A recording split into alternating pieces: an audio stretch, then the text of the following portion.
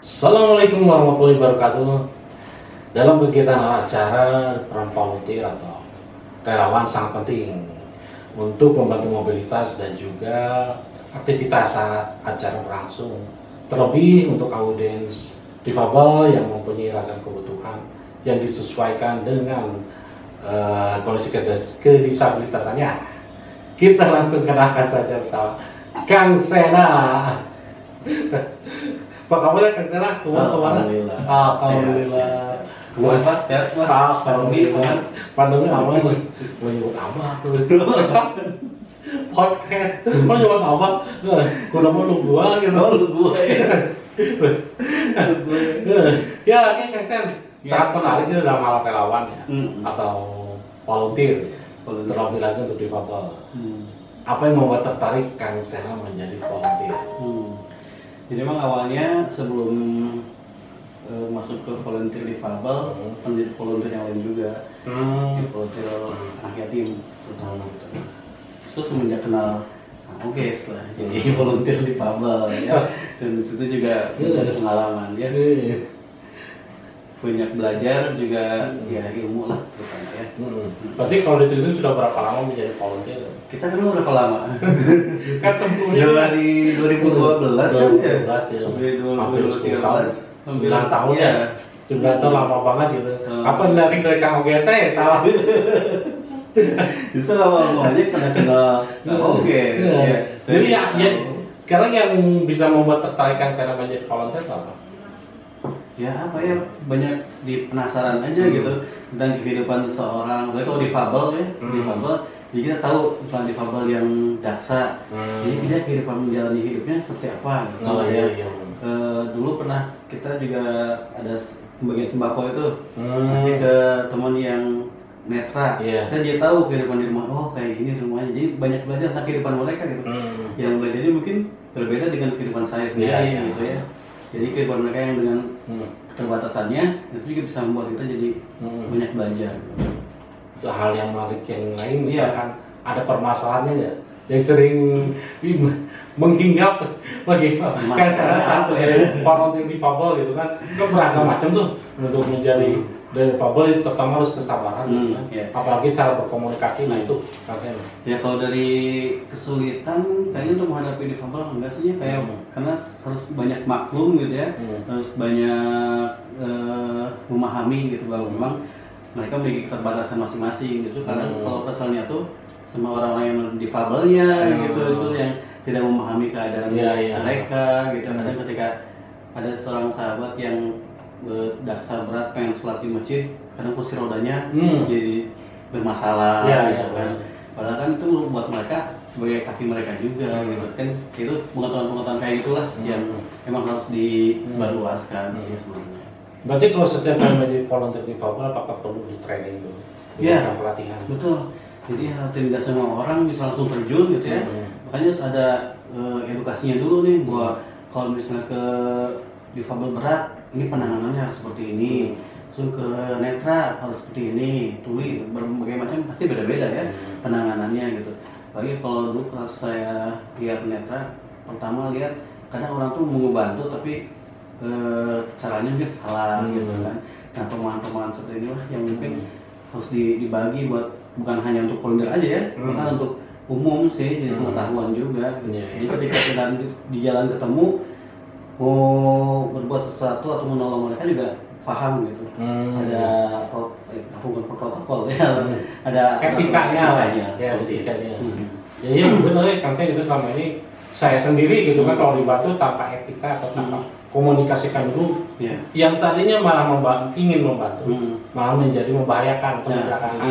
Nah itu yang harus dikomunikasikan gitu. Nah menurut Kang Sena bisa nggak dijadikan profesi? Kalau relawan sih ya, karena itu mah panggilannya, gimana sikap seseorang punya rasa empati ya, simpati kalau jadi kalau dibuat profesi, kurang tahu saya kurang tahu ya, juga teman-teman ya, bukan profesi ya, kayak juru bahasa isyarat gitu kan, karena itu mungkin bisa profesi juga ya, karena ada ilmunya sendiri gitu. Tapi kalau relawan, kalau jadi profesi kayaknya gimana ya, harus panggilan hati Iya, kayaknya. iya, iya. Terus kadang juga kan sukarela ya, sukarela jadi harus ya apa adanya gitu. Tapi wajar nggak misalkan kalau dikasih misalkan sedikit ada beberapa selain insentif lah selain relawan dari difabel ya, ada beberapa perusahaan atau NGO gitu yang mereka ya mungkin hanya mengapresiasi ya, mengapresiasi hasil kerja kalian, tapi relawannya juga tidak boleh mengharapkan kalau misalnya tidak dikasih ya. Jadi kalau misalnya mengharapkan lalu tidak dikasih dia kecewa. Nanti kerjanya malah setengah-setengah ya, dibantunya setengah-setengah. Tapi kalau misalnya di sisi lain ada yang mengapresiasi dengan ngasih tips atau apa ya, itu terima aja, syukuri gitu, karena kita mengharapkan itu. Yang penting kan kita niatnya membantu teman-teman kita seperti itu. Ini kan saya biasanya kan difabel atau disabilitas tuh banyak sekali yang masih puluhan, sensitif. Apa ya, masih mungkin tidak belum tumbuh percaya diri atau seperti apa. Ada nggak dari Kang Sena yang pengalaman yang mungkin kurang mengenakan, yang beban difabel itu jadi marah, ya jadi pundungan atau jadi sensitif seperti itu? Ya, mas saya juga pernah dengar dari beberapa teman gitu ya, kalau menghadapi teman-teman difabel itu mereka sensitifnya lebih besar. Maka ketika berinteraksi dengan mereka, kalau saya sih lebih hati-hati ya. Bahkan ngomong pun jadi nunggu mereka gitu ya. Nunggu mereka kayak gimana dulu nih. Jadi kita juga nggak belak-belakan seperti ke teman biasa yang udah kenal. Kalau kita kan udah biasa dia, kalau dengan saya udah biasa ngobrol, mau apa juga udah tahu gitu ya. Dan nggak akan ada sakit hatinya. Tapi kalau untuk yang baru, kadang tidak hanya dengan difabel ya, dengan orang yang non difabel juga ketika kita mau komunikasi, pasti kan kita hati-hati juga ya kalau tidak tahu kebiasaannya seperti apa gitu ya. Jadi emang non difabel mungkin karena sosialisasi mereka juga terbatas ya, hanya dengan kelompoknya masing-masing, juga mungkin yang membuat mereka ya sedikit sensitif kayak gitu. Karena kalau dalam satu event ketika kita kasih tahu, kadang takut salah nggak ya, kita ada perasaan kayak gitu kalau kan dulu di kajian kita ngadain kajian disabilitas masih tahu enakan nggak ya kasih tahu ke mereka gitu ya. Jadi emang perlu apa ya, hati-hati lah gitu, kayak gitu aja juga perlu lebih sensitif juga gitu, meraba perasaan mereka. Tapi menurut Kang Sena apakah lebih baik difabel itu supel? Ya, sebanyak sosialisasi sih. Jadi nggak kumpul dengan kelompoknya aja, kita coba terbuka dan teman-teman yang non disabilitas gitu, main dengan komunitas yang lain gitu kan. Karena biasanya kan orang tuh gaulnya dengan komunitas dia aja terus gitu, jadi kan tidak berkembang dengan yang lain gitu. Karena bagusnya sih membuka diri gitu. Nah itu tuh kawan difabel juga emang jangan disalahkan juga gitu kan, ketika ada kawan difabel non difabel non difabel mau membantu tapi mereka kurang pemahaman, jangan langsung marah. Tapi kita komunikasikan dulu, kita diskusikan dulu sebetulnya seperti apa gitu kan. Karena ya memang betul kan, dari tanggung jawab dari difabelnya pun harus memberikan sosialisasi dan edukasi yang penuh gitu kan kepada kawan atau kaum non difabel, jadi supaya mereka lebih paham gitu kan. Dan yang saya rasa ya betul, kalau misalkan difabel itu sangat pundungan atau cepat parah, jadi kita juga yang non difabel gitu kan, jadi bingung gitu mau membantu juga asa-asa gitu makanya gitu. Betul. Nah itu yang terjadi di masyarakat seperti itu gitu kan, yang membuat kebingungan. Dan sebetulnya kalau kita mau mengembangkan inklusi setara ya dalam pergaulan pun kita harus sama aja gitu kan, saya bilang gitu. Terlebih dari difabelnya pun harus merasa bahwa mereka bagian dari non difabel ya. Ayolah gitu kan, kita bercanda bersama, kita setara gitu.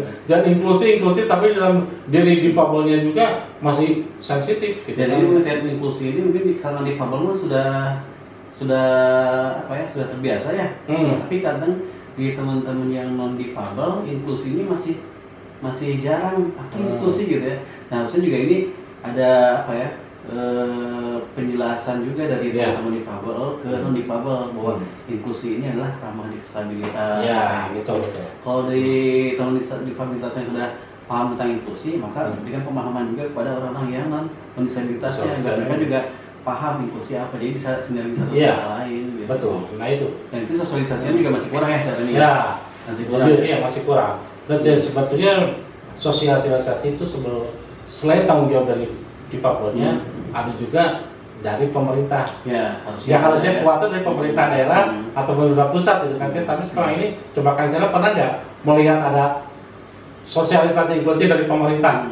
Sangat jarang kan ya. Nah itu. Kalau dulu TV dulu zaman dulu mas suka ada iklan layanan masyarakat. Nah, nggak ada ya iklan layanan masyarakat. Iya gitu kan. Edukasi tadi. Nah betul.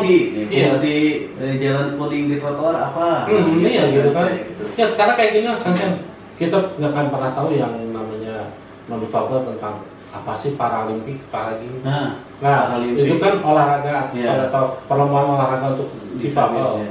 Nah karena tidak adanya dari pemerintah seperti promosi ya, ada baligo, ada apapun gitu pengen jalan, ya jadi masyarakat pun jarang yang tahu gitu kan, macam kayak pengen tahu naon gitu Paralimpik, naon dengan olahraga yang lain ya, banyak sosialisasinya, olahraga khusus difabilitas gitu ya. Nah itu gitu kan. Nah sekarang kalau misalkan Kansela melihat dari relawan ya, yang boleh dikatakan sih nggak ada duitnya gitu. Nggak ada duitnya. Iya kalau ada duitnya pun ya seadanya lah gitu kan. Beda dengan mungkin dulu profesi Kansela jadi MC kondang ya. MC kondang. Sampai beberapa kali dengan negara tetangga gitu. Dulu juga jadi penyiar radio, salah satu di penyiar radio lah. Dan sekarang pun masih tertarik ya tuh ya. Dia penyiar radio. Penyiar. Kadang kalau mendengar sih suka terngiang-ngiang. Tapi itu mah hanya hobi sih, menyalurkan hobi. Dan sekarang juga yang menurut saya sih punya profesi apa gitu ya. Satu unik gitu, yaitu membuka pesantren tahfiz Quran untuk anak yatim. Namanya siapa apa sih? Rumah Ngaji Yatim. Rumah yatim, ngaji yatim Asabil. Ya. Nah, yang dicari apa Kang Sen? Dan sebetulnya kan impact untuk Kansela aja nggak ada duitnya juga. Iya. Nah, sedangkan sedangkan saya bingung, Kansela itu udah berumah tangga loh. Kerjaan tetap belum ada. Tapi nanti kerjaan ya. Nah gimana tuh kan? Jadi emang tidak punya penghasilan tetap, tapi tetap berpenghasilan insya Allah. Amin. Jadi emang dari perjalanan emang dari penyiar, kadang kalau dilihat gitu ya, gaji penyiar itu nggak seberapa sih gitu ya. Tapi karena jalannya hanya hobi gitu ya, senang jadi ya udah jalanin aja gitu ya. Terus di relawan juga kan nggak ada ya, duitnya nggak sekali event langsung berapa enggak juga kan, karena itu kan sukarela gitu kan. Terus juga ngasuh anak yatim, ngapain ngasuh anak orang yang ngasuh anak sendiri gitu. Nah itu, sekarang anak aja udah dua gitu ya. Makanya saya ingat ya, kata Rasul pernah bilang katanya kalau kamu ingin melembutkan hati, maka usahlah anak yatim atau bergaul dengan orang yang berada di bawahmu gitu kan. Nah saya bergaul itu dengan anak yatim, teman disabilitas. Itu saya tidak langsung sih bisa membuat saya lebih bersyukur gitu ya, bisa melembutkan hati saya juga. Kalau apa mah ngecas gitu ya, dan juga sebenarnya ngecas gitu kalau selama ini kita apalagi dengan kehidupan sosial media gitu ya, yang kita lihat pasti kan yang wah-wah semua ya. Nah ketika kita tidak bermain sosial media, offline ya gitu ya, kita bersosialisasi dengan ya teman-teman yang istilahnya bisa menambah rasa syukur kita lah gitu ya, bisa menambah belajar kita gitu ya. Di teman-teman difabel saya banyak belajar banget gitu ya, dengan keragaman disabilitas mereka yang boleh jadi mungkin kalau saya mengalami, saya mungkin belum tentu bisa sabar seperti sahabatnya mereka ya, tapi ketika melihat mereka sabarnya luar biasa ya, banyak berprestasi pula gitu ya, itu jadi apa ya, jadi semangat untuk belajar terus gitu. Tetap saya bersyukuri ya. Iya, jadi belajar bersyukur juga gitu. Pagi anak yatim memang sudah disarankan sama Rasul juga ya, yang mengasuh anak yatim, Rasul kan jadi tetangga Rasul dengan ibarat jari sedekat jari Rasulullah. Iya, betul. Dan seperti banyak ilmu juga, kalau misalnya jadi hitung-hitungan materi mah yang akan dapat loh, dengan materi mah. Tapi kalau rezeki mah insya Allah selalu ada. Ngalir aja, nuturin gitu ya. Nah tadi kan Kansela ya tadi kayak katakan butuh ya pekerjaan tetap. Pasti penghasilan pun up and down gitu ya. Kadang-kadang down. Tapi up gitu ya. Ya kalau penghasilan tetap ini memang nggak mungkin tetap penghasilan insya Allah. Misalnya ada ikhtiar jualan ya. Dulu saya jualan juga sering masuk. Pernah ngajar privat. MC juga kadang-kadang suka ada gitu meskipun nggak dibayar gitu. Tapi ketika nggak dibayar itu satu kemudian jujur transfer oleh ayah betul. Iya, Kalau iya betul betul. teman-teman nggak enak Iya. ya. Jadi ya udah makasih ya gitu. Udah hilang. Itu tiba-tiba ada transfer ini Iya. kan uang siang lalu. Oh berarti iya rezeki kita. Iya, kan tidak semua orang mempunyai penghasilan, tapi semua orang Iya. mempunyai rezeki, Iya, gitu kan katanya. insya Allah. Kalau rezeki mah di awalnya, Betul. berkah berarti kan ya. Hmm. Kalau yang penghasilan dari kerjaan kita, ya. Iya. Nah, kerjaan kita itu belum tentu berkah. Rezeki insya Allah selalu. Iya gitu kan. Hmm. Tapi adakah kekhawatiran mungkin dari Kak Sena untuk membuka tadi tapis kemarin, jadi menelantarkan mereka ketika tidak ada rezeki? Enggak sih, pasti ada rezekinya. Setiap anak itu pasti ada rezekinya gitu. Ya. Termasuk anak saya ya. Istri saya 2 anaknya yang di sini. Itu rezekinya pasti ada. Makanya Jangan tahu dikat ini ya, jangan dikat. ya kemarin seperti itu gitu. Ada seorang mecat gitu, mecat bisa gitu kan. Udah ke sini istrinya berapa?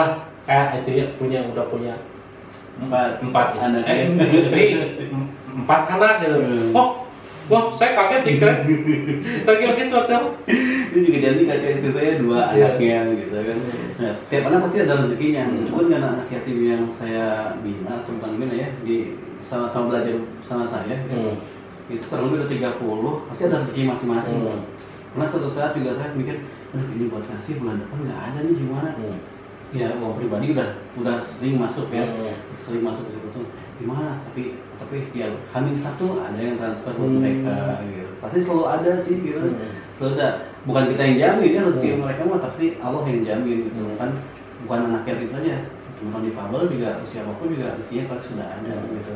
Maka kalau udah yakinnya ke Allah mah, kalau kata ya ini berita angin juga nih semua. Berita angin juga nih, harus yakinnya ke Allah, jangan ke makhluk kayak gitu. Betul. Ya, tapi ikhtiar mah tetap. Iya. Ya. Katanya kalau anak yatim itu kan suka menguji kesabaran. Kak Sena, ada nggak mungkin hal yang membuat Kak Sena pengalaman, itu budak gua hal seperti itu gitu kan? Jadi emang- dan cara mengatasinya antisipasinya Yang seperti apa? spesial sih ya anak yatim itu kadang sebagian orang tuh nggak anak yatim identiknya dengan udah ngasih uang aja kayak gitu. Padahal nggak semua anak yatim kayak gitu. Padahal mereka butuh diajak ngobrol, diajak main gitu ya, diajak cerita gitu ya. Dulu saya sering sama teman-teman di Bandung tuh ngadain jambore anak yatim, gitu ya, jalan-jalan. Tahun kemarin harusnya saya juga ngajak jalan-jalan, cuman karena situasi pandemi ini enggak. Setiap akhir tahun saya ngajak jalan-jalan kayak rumah wisata gitu. Karena kan aktivitas mereka sehari belajar, apalagi pandemi sekarang nih, saat musim-musimnya anak belajar di rumah, terus bosen mungkin ya, nggak ada hiburan, terus kemana-mana, ya kadang ketika ngumpul ada yang berulah gitu kan. Tapi ya di malam kan ada memang kondisi seperti itu ya, mereka di rumah mungkin jarang diajak ngobrol juga gitu kan. Nah Kurang kita kasih sayang perhatian orang tua kadang ada yang dua-duanya nggak ada gitu kan ya. Itu tugas kita untuk ngajak ngobrol, kita sharing gitu ya. Kenapa sih kayak gini, kenapa kayak gitu, dan mereka cerita lah sih kayak gitu. Jadi nggak hanya mulu udah santunan anak udah gitu. Ini hanya seperti itu.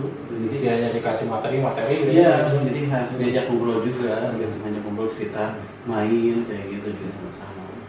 Ada kegiatan aktivitas lain mungkin selain membaca Al-Quran dan wisata gitu kan di dalam lingkungan pesantrennya kan ya?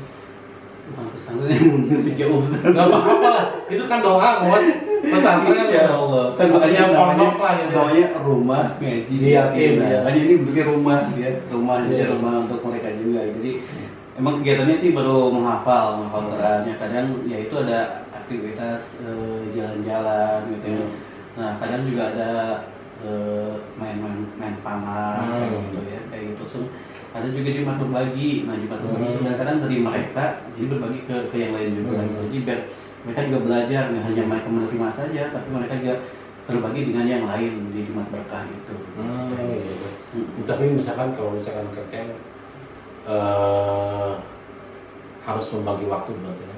Dan juga membagi penghasilan atau kebutuhan mungkin ya dengan keluarga. Nah itu gimana kakek? Ada nggak misalkan merasa ya kalau dilema atau gitu? Iya, berbagi waktu pasti ya. Saya menyisikan seminggu sekali lah ke sana gitu ya. Berbagi perhatian juga iya, karena saya juga harus membuat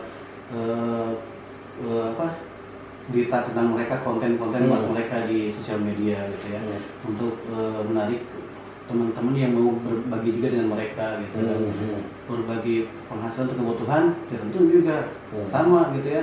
Dia harus bisa menyisihkan bagaimana saya mencari kebutuhan saya untuk keluarga dan juga jadi kebutuhan untuk mereka juga gitu. Jadi memang harus berbagi lah gitu. Benar-benar berbagi. Jadi saya juga pintar-pintar ngebagi waktunya gitu ya, ngebagi perhatiannya ke mereka gitu. Karena ya masih belum ada tim gitu, jadi semua masih single fighter gitu. Jadi mudah-mudahan ada jalan, tapi selalu ada jalannya dengan ikhtiar. Dari anak yatim yang paling dibutuhkan untuk mereka. Ya perhatian tadi, terus ya ngobrol gitu ya, cerita gitu ya. Kadang kebutuhan mereka saya pernah dia tanya, kenapa rekening kita tiap ngaji teh bajunya itu terus gitu ya. Baju koko merah gitu terus nggak jelas sih, cuma pas lihat foto nah bajunya itu terus ya. Ketika ditanya ternyata dia cuma punya baju satu, cuma baju koko satu-satunya itu saja tuh. Aduh, saya di rumah baju koko banyak gitu ya, kadang bisa ganti-ganti gitu. Nah ini cuma pakai ngaji cuma satu aja gitu, jadi kan gede aduh ini gitu ya. Kadang kita nyimpan baju bagusnya buat nanti kondangan ya, buat event tertentu. Mereka dia pengen ngaji aja bajunya cuma satu aja. Nih, juga gitu ya. Gitu ya. Ya belajar lagi kan kita. Benernya gitu ya. Perlu banyak-banyak soalnya bajunya yang penting kalau dipakai gitu kan. Itu jadi pembelajaran. Terus ada juga yang odol gitu ya. Ketika ada pernah pemeriksaan gigi ke tempat kita nih, dokternya bilang, "Ini kamu suka gosok giginya?" Enggak pernah. Kenapa? Nggak punya odol. Padahal seperti odol yang buat kita kan ada kan. Kenapa nggak pakai odol? Nggak kebeli. Kan kebayang kan cuma buat kita odol tuh nggak seberapa tiap hari ada ya di kamar mandi kita. Tapi buat mereka itu sangat berharga gitu kan untuk sebuah odol aja. Kadang kita makanya juga berlebih gitu kan. Padahal buat mereka status odol ya itu bisa berharga sekali gitu. Makanya dari situ ya jadi belajar. Oh sebenarnya yang kayak gini tuh ternyata boleh jadi buat menurut kita kecil, tapi mereka mah sangat berharga banget gitu. Ya itu untuk kawan-kawan di Papua, siapa tahu mungkin ada yang mau juga ikut ada memberikan apa ya sedikit lah membantu mereka ya. Ada teman-teman di Papua juga udah bergabung, saya juga takjub gitu ya.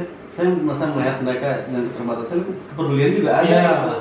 Ada beberapa kawan di Papua yang menjadi donatur tetap kita. Jadi kita tuh membuka namanya pejuang wakaf. Pejuang wakaf itu jadi setiap seminggu sekali dia menyisihkan uang hanya 20.000 untuk membebaskan untuk membangun lahan wakaf santri yatim. Ada beberapa teman dari di Papua yang saya juga hebat keren aja dia. Padahal dia usahanya mungkin cuma jualan kecil-kecilan. Iya, padahal yang namanya di Papua itu pasti UMKM lah. Iya, usaha mikro kecil menengah. Bukan kebutuhan di Papua juga mungkin boleh jadi lebih besar. Iya, betul. Ya. Karena mungkin perlu pengobatan ya, tapi kalau mau kemana-mana transport lebih mahal. Biayanya sangat mahal di Papua. Tapi ini juga sebenarnya luar biasa gitu kan. Jadi masya Allah gitu keren gitu ya. Jadi mau bisa terbatas tapi mau berbagi juga gitu dengan berbagi dengan amalan yang mungkin sebagian orang mungkin tidak tahu dia juga ikut itu gitu ya. Aduh betul. Ya tertampak juga kan. Ini sudah jadi YouTuber. Mudah-mudahan doain aja kita bisa berbagi lebih baik lagi gitu kan. Ya mungkin untuk kawan yang non di Papua apakah tidak merasa malu gitu kan dengan kawan di Papua yang menyisihkan sebagian rezekinya gitu kan untuk membantu anak-anak yatim gitu kan. Terlebih lagi kalau untuk di non di Papua kayaknya sih banyak peluang kayaknya. Kita tuh sebetulnya nggak meminta ya Kang Cendri ya, cuma memberikan ladang amal. Memberikan kesempatan untuk mereka beramal. Misalnya setiap promo nggak pernah meminta ya, misalnya hanya mengajak nih ladang amal gitu kan. Kadang persepsinya kita tuh suka salah tentang sedekah ya. Jadi kadang kita tuh menganggap sedekah tuh ketika ada uang sisa. Bukan uang sisa tapi uang yang utama dulu sedekah dulu baru pakai lain. Terus kadang ada persepsi yang salah lagi. Jadi ketika kita sedekah ke anak yatim itu seolah anak yatim yang butuh ya, atau ada pembagian sepatu ke teman difabel, teman difabel yang butuh, bukan. Jadi ketika kita memberi itu seharusnya yang butuh tuh kita yang butuh dengan amal sedekah itu. Jadi bukan orang yang kita kasih yang butuh ya, justru kita yang butuh amal sedekah itu. Mindsetnya harus dirubah aja. Iya, jadi ketika kita ngasih anak itu nih, misalnya anak itu yang butuh gitu kan. Jadi bukan, jadi terus kita lah yang butuh dengan rumah amal gitu. Iya betul. Jadi kalau misalnya kita anak yang butuh, jadi kesannya bukannya mindset jadi anak ini minta-minta gitu kan. Padahal justru itu ladang amal buat kita gitu kan, ladang amal. Biasanya kalau perekrutan santri ya, atau yang mengajak santri itu mondok atau belajar lah Al-Quran di rumah kaji yatim ini, itu dari lingkungan sekitar atau mungkin dari daerah juga, daerah yang lain? Itu baru dari lingkungan sekitar. Misalnya saya tuh hanya merekrut beberapa orang aja ya, satu RW gitu ya. Ternyata sampai satu desa itu ada gitu, dan itu masih banyak yang ingin bergabung sebenarnya. Tapi karena kemampuan terbatas dan tempat yang terbatas, jadi hanya sampai kurang lebih 30 orang sekarang. Jadi dibatasi terlebih. Terus waktu itu banyak yang lagi pengen banyak antusias belum mengadai lah tempat dan kemampuan saya aja, takut nanti diterima terus banyak, nanti malah terabaikan. Jadi sesuaikan dengan kemampuan dulu. Nah, sekarang lagi berusaha untuk membangun tempat buat jadi tempat lebih nyaman, yang lebih besar insyaallah. Ya, misalkan kalau yang mau berdonasi silakan hubungi ke di kolom insya Allah amanah. Nanti dia bantu mau berdonasi. Insya Allah gitu. Iya, soalnya gitu kan, kalau kita tidak diingatkan ya, kadang-kadang kita sering lupa dan pura-pura lupa gitu untuk bersedekah yang nilainya kecil tapi untuk mereka manfaatnya sangat besar. Dan kata tadi Kang Sena hanya sekedar odol, yang menurut kita apa sih odol gitu kan, tapi itu mereka sangat jarang sekali menikmati gosok gigi gitu kan. Nah itu kan tanggung jawab kita juga kan ya, untuk memberikan kemudahan untuk mereka dalam kesehatan dan kebersihannya kan, itu sebagian daripada iman gitu kan. Nah sekarang yang dibutuhkan Kang Sena apa sih? Yang dibutuhkan saya apa ya? Khususnya untuk rumah haji yatim nih. Nah kalau teman-teman semua sih ya support tentunya, support doa juga ya. Kan juga kadang saya kalau merasa lagi foto kalau di rumah iman gitu ya, benar tuh ya yang saya lakukan ini gitu ya, benar tuh ya saya ngurus anak yatim gitu kan, sudah pertanyaan kayak gitu ya, butuh bantuan doa, support gitu kan. Kalau mau bantuan lebih silahkan mangga gitu ya, di rumah ngaji yatim juga bisa berbagi gitu. Jadi ya sama-sama lah gitu ya, membuka jalan ladang amal masing-masing.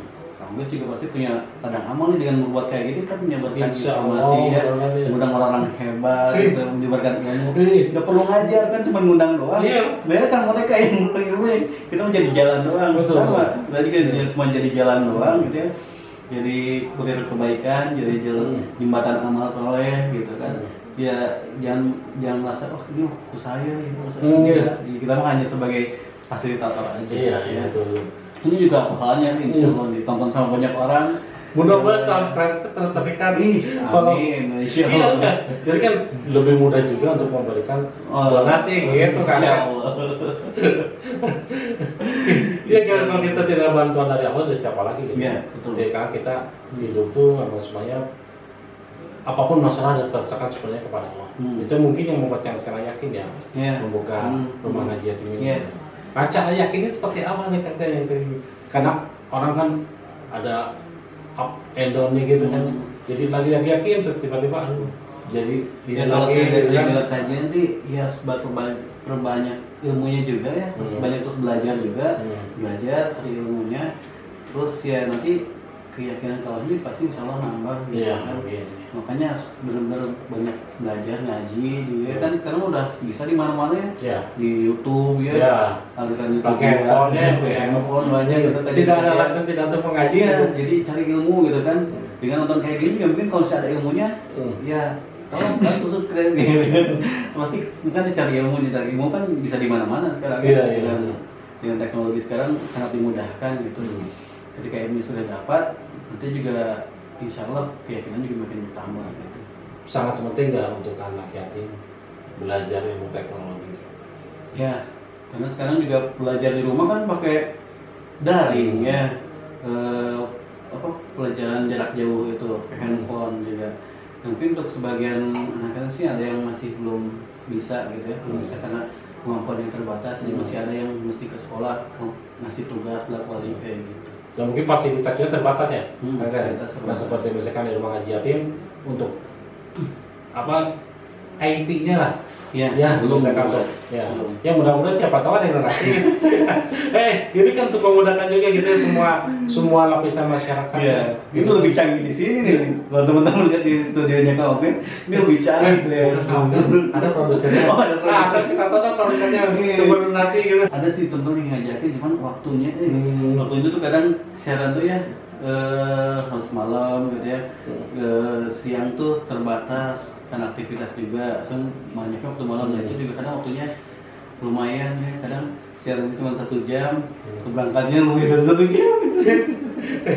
Terus sebenarnya resep gitu ya, enak gitu ya, siaran tuh bisa ketemu banyak orang juga kayak gini nih gitu ya. Jadi kan kalau dulu di studio siaran tuh sama talk show kayak gini juga gitu, terus kita bisa dapat ilmu dari orang yang kita wawancarai gitu ya, bisa kepoin mereka gitu ya, jadi kita bisa belajar juga gitu kan. Tapi apakah nantinya tidak akan menjadi masalah dalam rumah tangga? Kan Taucan ibu tuh banyak fans. Awan, Ivan gitu kan, cowok cewek gitu kan, banyak ada memberikan makanan dan sebagainya. Fans gari gitu. Jadi sebetulnya di dunia siaran gitu ya. Jadi orang nggak sebenarnya ini nggak lihat muka kita, lihatnya dengar suara. Tapi kalau misalkan sekarang kalau bisa ada radio yang sambil memperlihatkan penyanyinya, jadi kurang seru gitu karena kita radio itu identiknya dengan suaranya, ya bukan tidak penasaran lagi. Jadi nggak penasaran suaranya kayak gitu, orangnya kayak gini gitu. Tapi apakah istri Kang Sena merupakan salah satu fan Kang Sena di radio? Bukan kayaknya. Ya, kita ketemu dulu di komunitas itu tadi saya sedang MC juga, ya pernah ngebully juga, tapi jadi jodoh juga. Oh yang jelas saya tahu banget sejarahnya dari perjalanan antara Kang Sena dan Persiska, ya Persiska. Lalu Kang Sena betul-betul waktunya itu telah. Siap. Tapi sebelum kita kembali ke peradaban masing-masing, 3 kata untuk difabel. Difabel berkarya, bersabar, belajar. Amin. Atau kita Kang Sena. Kita lanjut lagi dengan membahas komunitas-komunitas lainnya karena Kang Sena itu bergerak juga di bidang care, GBS, komunitas apa itu? Nanti aja. Oke. Wassalamualaikum warahmatullahi wabarakatuh.